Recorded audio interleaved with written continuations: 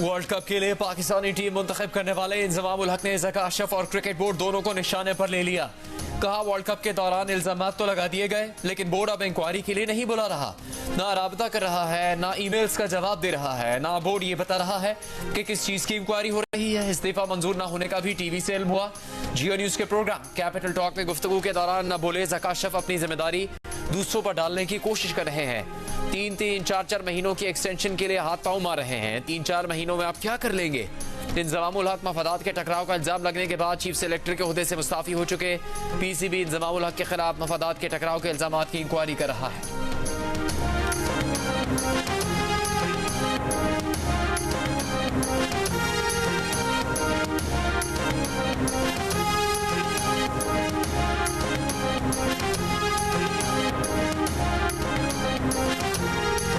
इंजमामुल हक की ईमेल मिल गई है, तहकीकात कर लें, फिर जवाब भी देंगे, उन्हें बुलाएंगे भी। पीसीबी का इंजमामुल हक के बयान पर मौक़िफ़ सामने आ गया। बोर्ड ने कहा इंजमामुल हक को खूब पता है कि तहकीकात मफादात के टकराव की हो रही हैं। तहकीकात पर इंजमाम को मीडिया से बात नहीं करनी चाहिए। वो इस्तीफा देकर 6 माह तक मीडिया से बात नहीं कर सकते। लगता है कानून तोड़कर इंजमाम खुद अब पीसीबी के साथ काम नहीं करना चाहते। चेयरमैन पीसीबी पर यह इल्जाम दुरुस्त नहीं कि वो दूसरों पर जिम्मेदारी डाल रहे हैं। टीम अच्छा करे या बुरा, क्रिकेट बोर्ड टीम के पीछे खड़ा है। 3-4 महीनों के एक्सटेंशन के बाद इंजमाम की जाती राय हो सकती है। पीसीबी ने चेयरमैन के बयान की वजाहत में कहा कि उनका मतलब ये था कि सबको फ्री हैंड दिया है, कोई तब्दीली नहीं की। इंजमाम बड़े क्रिकेटर हैं, बोर्ड उनकी इज्जत करता है। नीयत खराब होती तो इस्तीफा कबूल कर लिया होता, कहानी खत्म हो जाती, इंजमाम ओहदे से फारिग हो जाते। इंजमाम ने भी इस्तीफे में ये नहीं लिखा कि वो पीसीबी के साथ काम नहीं करना चाहते। पीसीबी चाहता है कि इल्जामात साबित ना हो तो इंजमाम दोबारा ओहदा संभालें।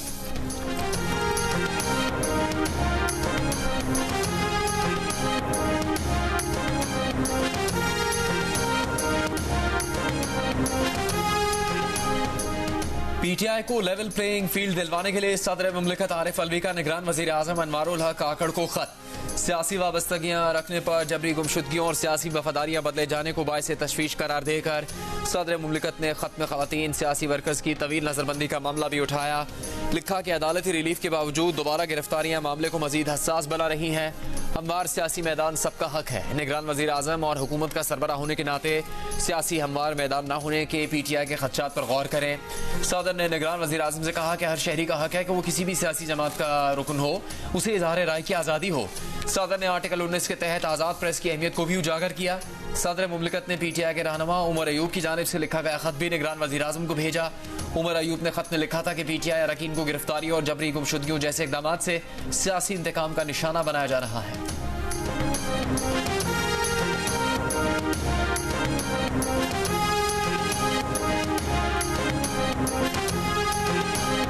बिलावल भुट्टो सरदारी ने मुस्लिम लीग नून को ना कर दी। कहा जब तक नून लीग का बयानिया वोट को इज्जत दो था, हम साथ चलते थे। जब बयानिया तब्दील हुआ तो साथ चलना मुश्किल हो गया। एमकेएम और मुस्लिम लीग नून इत्तेहाद का नुकसान दोनों जमातों को होगा।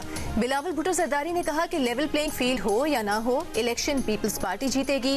ये पहली बार होगा कि वजीर आजम, वजीर आला और मेयर जियाला होगा।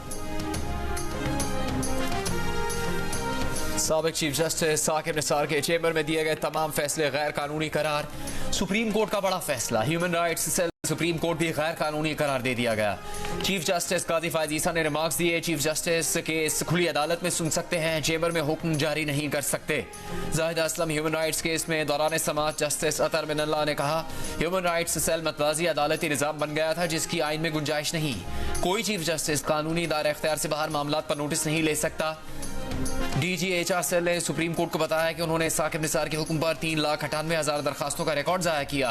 दरखास्तों पर चीफ जस्टिस साकिब निसार के चैम्बर अहकामात पर रिपोर्ट्स मंगवाई जाती थी।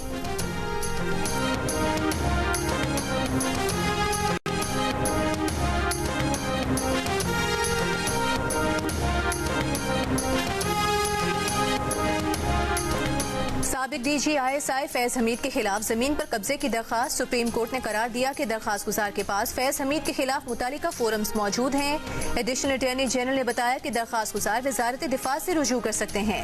रिटायर्ड फौजी अफसरान का कोर्ट मार्शल भी हो सकता है। सुप्रीम कोर्ट ने कहा कि आर्टिकल 184(3) का इस्तेमाल ऐसे नहीं होना चाहिए कि गैर मौजूद फर्द के भी बुनियादी हुकूक मुतासर हों।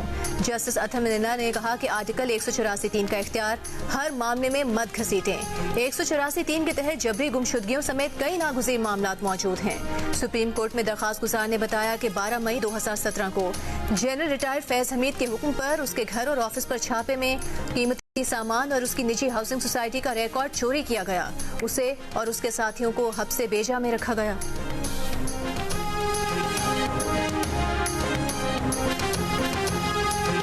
पाकिस्तान का तालिबान की हुकूमत पर कलादम TTP के दहशतगर्दों की सहूलत कारी का इल्जाम। दहशतगर्दी में मुलविस पाकिस्तानियों को पाकिस्तान के हवाले करने का मुतालबा। गैर कानूनी मुकीम अफगान शहरियों की वतन वापसी की पॉलिसी भी जारी रखने का ऐलान।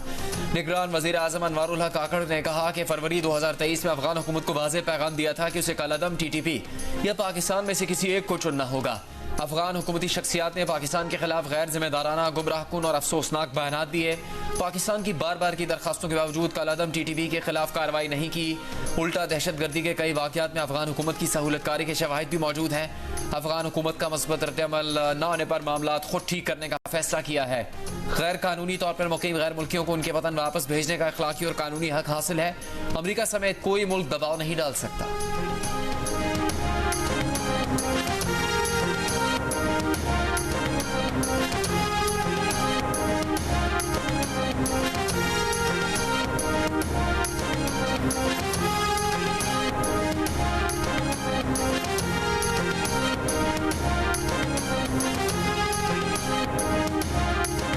Nobody can demand us. I take it as an offense. Why do you think the Prime Minister of Pakistan can be demanded? Do you think that we are so nonsense? Sindh high court की Afghan शहरियों की बेदखली के खिलाफ दरखास्त पर समाअत से माजरत। विफाकी और सूबाई हुकूमत को नोटिस जारी करने से इनकार। अदालत ने रिमार्क्स दिए कि गैर कानूनी मुकीम अफराद की बेदखली रियासत की पॉलिसी है। अदालत किसी सूरत मुदाखलत नहीं कर सकती। अदालत ने सवाल किया कि वीजा मुद्दत खत्म होने पर क्या कोई पाकिस्तानी सऊदी अरब या किसी और मुल्क में रह सकता है? वीजा खत्म होने के बाद एक दिन भी किसी मुल्क में नहीं रह सकते। वकील ने कहा कि पाकिस्तान का कानून सबके हुकूक का तहफ़्फ़ुज़ करता है। अदालत ने कहा पाकिस्तान का कानून सिर्फ पाकिस्तानियों को तहफ़्फ़ुज़ देता है, उसका इतलाक़ सिर्फ पाकिस्तानियों पर होता है।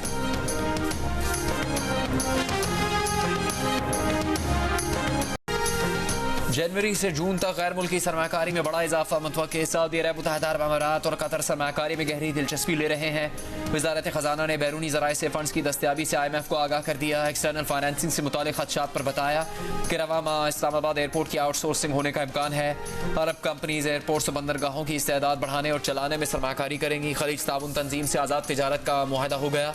IMF मिशन को बताया गया कि हुकूमती गारंटीज का बोझ 4048 अरब रुपए से कम होकर 3852 अरब रुपए हो गया। सितंबर 2023 तक हुकूमती गारंटीज का बोझ 4000 अरब रुपए तक महदूद करना हदफ था।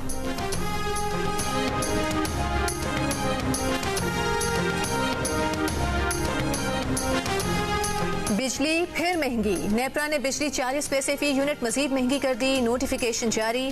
बिजली सितंबर की फ्यूल चार्जेस एडजस्टमेंट की मद में महंगी की गई। इजाफी वसूलियां नवंबर के बिल्स में की जाएंगी। लाइफ लाइन और के इलेक्ट्रिक सारिफीन पर इतलाक नहीं होगा।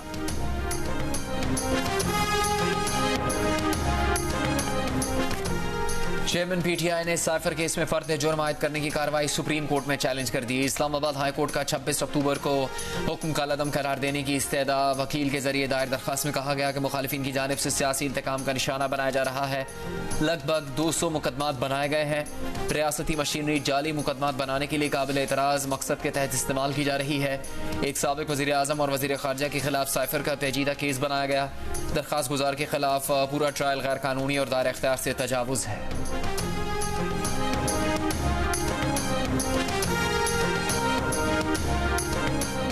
साइफर केस में फर्द जुर्म आयद करने के खिलाफ और जमानत के लिए शाह महमूद कुरैशी की दरखास्तें। इस्लामाबाद हाई कोर्ट में शाह महमूद के वकील ने दलाइल में कहा, काबीना इजलास और एजेंडा मीटिंग्स सब कुछ प्रिंसिपल सेक्रेटरी को करना होता है। जिस बंदे को सारा कुछ करना है उसका नाम नहीं, जिनका कोई किरदार नहीं, उन पर मुकदमा बनाया गया। मुकदमे में साबिक प्रिंसिपल सेक्रेटरी आजम खान और असद उमर का जिक्र है, मगर चालान में नहीं। चेयरमैन PTI और शाह महमूद की दरखास्त से जमानत खारिज, असद उमर की कंफर्म कर दी गई। स्पेशल प्रोसिक्यूटर ने कहा कि वजीर खारजा को तो वजीर आजम को ऐसी तकरीर से रोकना चाहिए था। वजीर खारजा ने इसके बजाय वजीर आजम को साइफर की मालूमात पब्लिक करने पर उकसाया। साबिक वजीर आजम की मावनत की।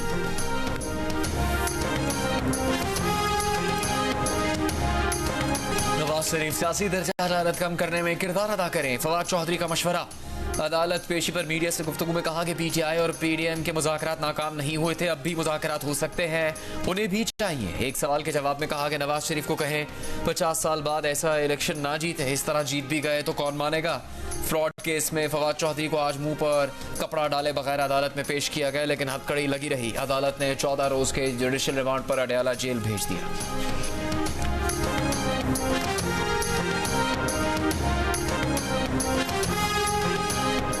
अडयाला जेल में व्हाट्सएप पर बैरून मुल्क मुस्तकिल बात करने की सहूलत मौजूद नहीं।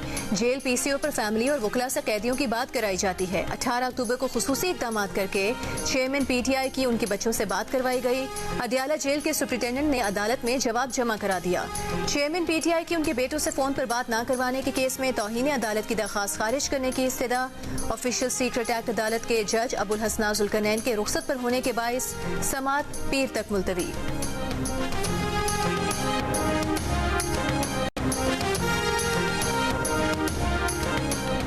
साबिक वज़ीर आज़म की अहलिया बुशरा बीबी की 190 मिलियन पाउंड स्कैंडल केस में नैब के नोटिस पर पेशी से माजरत। नैब से आइंदा हफ्ते नोटिस जारी करने की दरखास्त। बुशरा बीबी ने नैब को खत में कहा कि आज 2:30 बजे नैब दफ्तर में पेश होने के लिए 3 नवंबर को नोटिस जारी किया गया, चंद वजूहात के बाइस पेश नहीं हो सकती।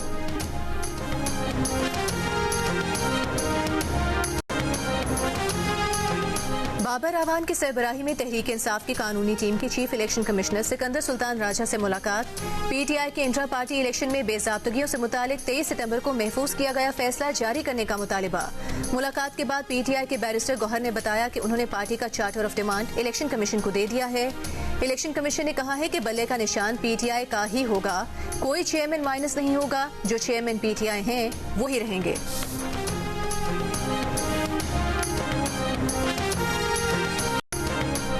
फौजी अदालतों को फौरी तौर पर बहाल किया जाए, अदालती फैसले से जख्मों पर नमकपाशी न की जाए। दहशतगर्दी के खिलाफ जंग में शहीद होने वालों के अहले खाना की प्रेस कॉन्फ्रेंस। शोहदा फाउंडेशन के नुमाइंदों का कहना था कि फौजी अदालतों की बंदिश इंतशार फैलाने वालों और बलवाइयों की सहूलतकारी के मुतरादिफ है। आवाम सुप्रीम कोर्ट से मुतालबा करें कि फौजी अदालतों को काम करने दें। कुलभूषण केस के तनाजुर में ऑफिशियल सीक्रेट एक्ट को भी बहाल करने का मुतालबा। कहा, फौजी अदालतों और ऑफिशियल सीक्रेट एक्ट के खात्मे से मुल्क में दहशतगर्दी की लहर आई। ये एक्ट मुल्क की सलामती का जामिन है। पीर को मिलिट्री कोर्ट केस के फैसले पर नजरसानी की अपील दायर करने का भी ऐलान।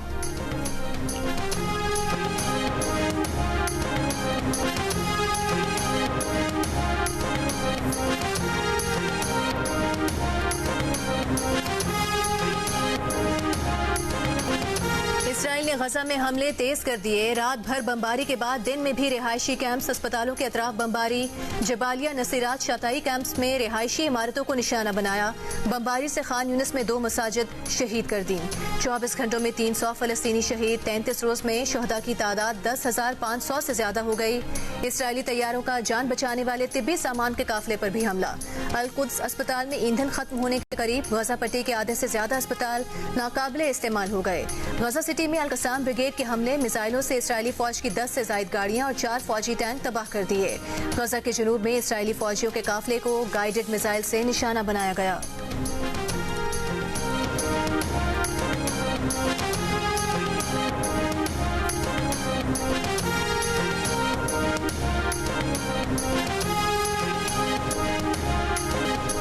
इसराइल के वहशियाना हमलों से हमें बचा लो, गजा के बच्चों की दुनिया से फरियाद। आलमी ज़मीरों को झंझोड़ने के लिए गजा के मासूम बच्चों ने अल शिफा अस्पताल के बाहर प्रेस कॉन्फ्रेंस की। इसराइली मजालिम का हाल बताकर दुनिया से मदद मांगी। इसराइली वजीर आजम नेतन्याहू 7 अक्टूबर के बाद से नर्वस ब्रेकडाउन की कैफियत में हैं। गजा की सिक्योरिटी संभालने की बात करके नेतन्याहू गलती कर रहे हैं। साबिक इसराइली वजीर आजम एहूद ओलमर्ट की नेतन्याहू पर तनकीद, कहा गजा की सलामती की निगरानी करना इसराइल के मफाद में नहीं है।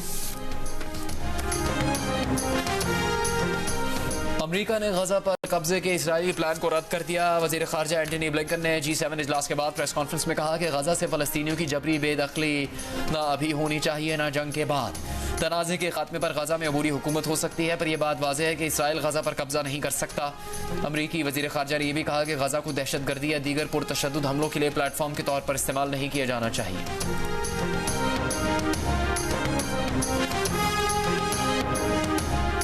जमात इस्लामी के सेनेटर मुश्ताक अहमद मिस्र पहुंच गए। पाकिस्तान की हुकूमत, फौज और अवाम की जानिब से भेजा गया इमदादी सामान गजा के मज़लूम अवाम के लिए तकसीम करने में मावनत करेंगे।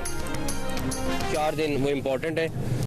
कल का दिन तो हम इतना, क्योंकि यौम इकबाल है तो हम इतनी सख्ती नहीं करेंगे, लेकिन जुम्मा हफ्ता इतवार बहुत सख्ती होएगी और लोगों को हम बाहर निकले 144 लगा है तो हम निकलने की इजाज़त नहीं देंगे। लाहौर, ननकाना साहब, शेखपुरा, कसूर, गुजरावाला, हाफिजाबाद, सियालकोट, नारोवाल समेत स्मॉग से मुतासरा पंजाब के अजला में 10 नवंबर की छुट्टी होगी। नोटिफिकेशन जारी। जुमा हफ्ता और इतवार की छुट्टी के दौरान हुकूमत ने दफ़ा 144 नाफिज कर दी।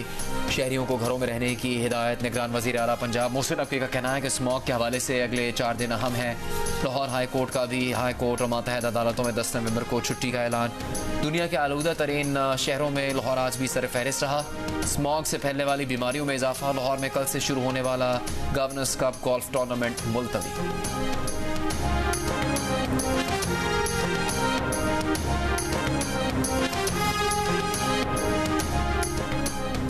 एक मयारी हेलमेट आपको टाइम आउट होने से बचा सकता है। मोटरसाइकिल सवार के लिए हेलमेट जरूरी ही नहीं, लाजमी भी है।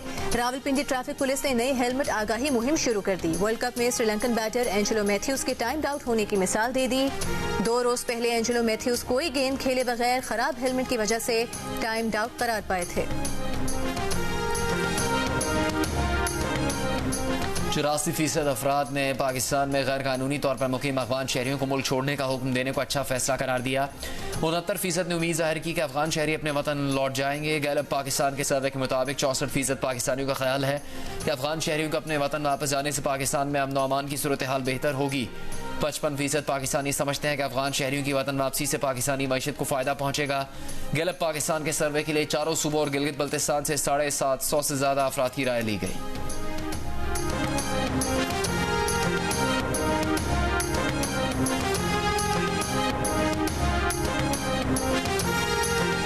नून लीग के कायद नवाज शरीफ की मरियम नवाज के हमरा मरहूम सेनेटर राना मकबूल अहमद के क़याम गाह आमद। सेनेटर राना मकबूल अहमद और अहलिया के इंतकाल पर बेटों से इजहार ताज़ियत किया। कहा, वालिदैन का साया सर से उठ जाना बहुत बड़ा गम होता है। हम ये सदमे झेल चुके हैं। राना मकबूल अहमद की वफात से करीबी दोस्त से महरूम हो गए हैं।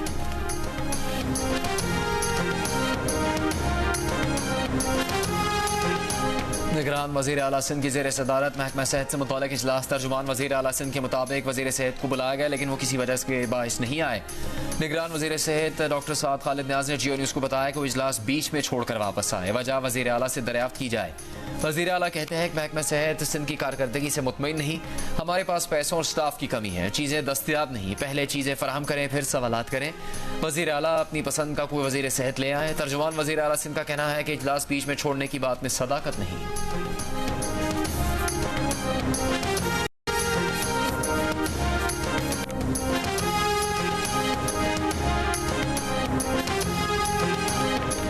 निगरान वज़ीर आला पंजाब मोहसिन नकवी की मज़ार इकबाल आमद। यौम इकबाल की मुनासबत से खुसूसी महफिल समा में शिरकत की। मोहसिन नकवी ने बंद रोड कंट्रोल एक्सेस कॉरिडोर मनसूबे का दौरा किया। सगिया से बाबू साबू इंटरचेंज तक के रूट का मुआयना किया।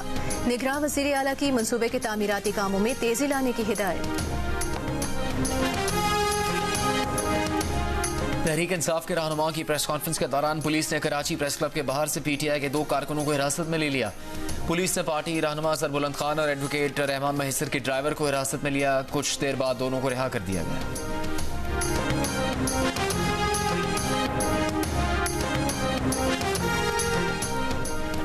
कराची में बच्चों का गजा के मज़लूम अवाम से इजहार यकजहती, शाहराह कायदीन लबैक या अक्सा के नारों से गूंज उठी। जमात इस्लामी के तहत होने वाले मार्च में मुख्तलिफ स्कूल्स के बच्चों ने बड़ी तादाद में शिरकत की। आलमी बरादरी से गजा पर इसराइली मज़ालिम रुकवाने का मुतालिबा। कराची में सहाफ़ियों का भी एहतजाज, फलस्तीनियों से इजहार यकजहती, प्रेस क्लब से गवर्नर हाउस तक रैली निकाली। अमरीकी ऐवान नुमाइंदगान में फ़लस्तीनियों की हिमायत में आवाज़ उठाने वाली वाहिद फ़लस्तीनी अमरीकी कानून साज राशिदा तलेब के खिलाफ करारदाद 234 वोटों से मंजूर, लेकिन डेमोक्रेट पार्टी मिशिगन से मुंतखब राशिदा के खिलाफ इस करारदाद पर मुनकसर नजर आई। 4 रिपब्लिकन समेत 188 अरकान फ़लस्तीनियों का कत्लेआम रुकवाने वाली तवाना आवाज़ राशिदा तलेब के साथ खड़े नजर आए। राशिदा के खिलाफ करारदाद में रुकने कांग्रेस रिक मैकॉर्मिक ने कहा कि हमास के हमलों के बाद राशिदा तलेब ने फ़लस्तीनियों से इसराइली गैर इंसानी सलूक और जुल्म को मज़ाहमत के जवाब के तौर पर पेश करके दरअसल दहशतगर्दी का दिफा किया। राशिदा तलेब ने ऐवान से खिताब में कहा वो रोते हुए फ़लस्तीनी या इसराइली बच्चे की आवाज़ में फ़र्क नहीं करती, जंग बंदी का मुतालबा करती हैं क्योंकि फ़लस्तीनी अवाम डिस्पोजेबल नहीं है।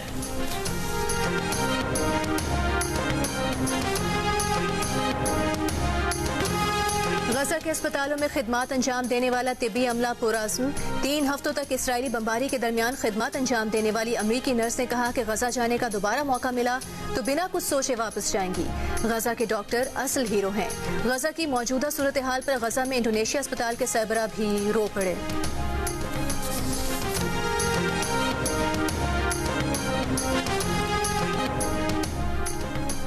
अफगानिस्तान के खिलाफ जीत के बाद मैक्सवेल ऑल इज मैक्सवेल बन गए। एक ही इनिंग्स में वनडे में हदफ के ताक़ुब में सबसे बड़ी इनिंग्स, किसी नॉन ओपनर की पहली डबल सेंचुरी, 8वीं विकेट पर रिकॉर्ड पार्टनरशिप और ऑस्ट्रेलिया की सबसे बड़ी इनफरादी इनिंग्स के रिकॉर्ड अपने नाम कर लिए। अफगानिस्तान के खिलाफ वर्ल्ड कप मैच में सिर्फ 128 गेंदों पर तेज तरीन 201 रन बनाकर ऑस्ट्रेलिया को सेमीफाइनल में पहुंचा दिया। तेंदुलकर और कोहली की मैक्सवेल को मुबारकबाद। तेंदुलकर ने कहा शदीद दबाव में इंतहाई शानदार परफॉर्मेंस। विराट कोहली ने कहा यह शानदार और गैर मामूली इनिंग्स थी। मैक्सवेल ने शुक्रिया अदा करते हुए कहा कि पैट कमिंस ने शानदार साथ दिया, 7 डबल रन लेने से इनकार पर माजरत भी की।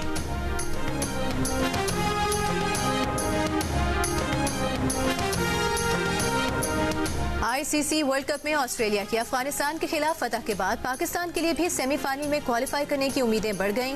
पॉइंट्स टेबल के मुताबिक अब तक भारत, जनूबी अफ्रीका और ऑस्ट्रेलिया टॉप 4 में जगह बना चुके हैं। चौथी टीम के लिए न्यूजीलैंड, पाकिस्तान और अफगानिस्तान में मुकाबला है। अफगानिस्तान का आखिरी मैच जनूबी अफ्रीका से है, लेकिन रन रेट में वो पाकिस्तान से पीछे है, यानी अब उसे आखिरी मैच सिर्फ जीतना ही नहीं बल्कि बड़े मार्जिन से जीतना होगा।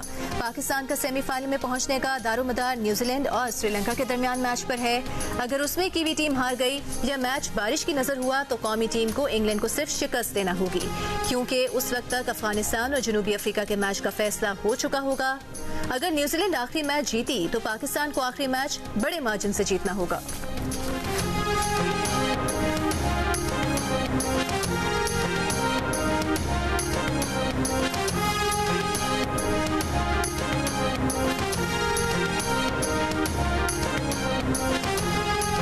कोलकाता में पाकिस्तान क्रिकेट टीम की प्रैक्टिस। फखर जमान के अलावा तमाम बैट्समैन ने बैटिंग की प्रैक्टिस की। शादाब खान ने इंजरी के बाद पहली मरतबा बॉलिंग प्रैक्टिस की। फास्ट बॉलर लाइन और लेंथ बेहतर बनाने के लिए मखसूस ट्रेनिंग करते नजर आए। पाकिस्तान अपना अहम मैच इंग्लैंड के खिलाफ हफ्ते को खेलेगा।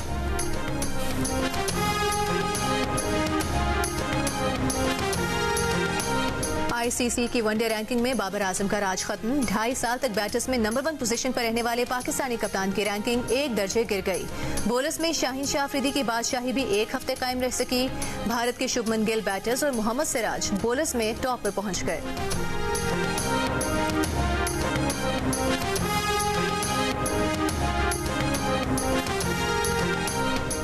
वर्ल्ड कप में 5 लगातार शिकस्तों के बाद फतह की देवी इंग्लैंड पर मेहरबान हो गई। नीदरलैंड्स को 160 रन से शिकस्त दे दी। 340 रन के हदफ के ताकुब में नीदरलैंड्स की टीम 179 रन पर आउट हो गई। आदिल रशीद और मोइन अली ने 3 विकेट्स हासिल की। इंग्लैंड ने पहले खेलते हुए मुकर्रर ओवर्स में 9 विकेट पर 339 रन बनाए। बेन स्टोक्स 108 रन बनाकर नुमाया रहे।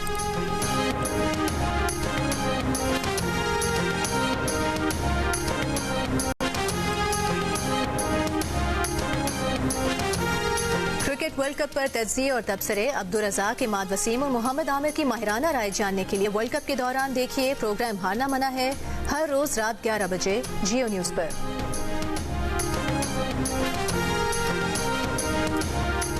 दिल का रिश्ता ऐप ने हादिया को फिर दुल्हन बना दिया। शादी के एक माह बाद ही तलाक का दुख सहने वाले हादिया को हमारे लड़के अहमद ने अपना हम सफर चुना।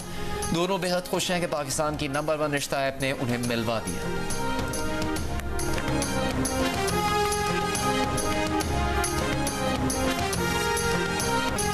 और पाकिस्तान फिल्म इंडस्ट्री के सुनहरी दौर के मारूफ अदाकार दर्पण मद्दाहों को आज भी याद।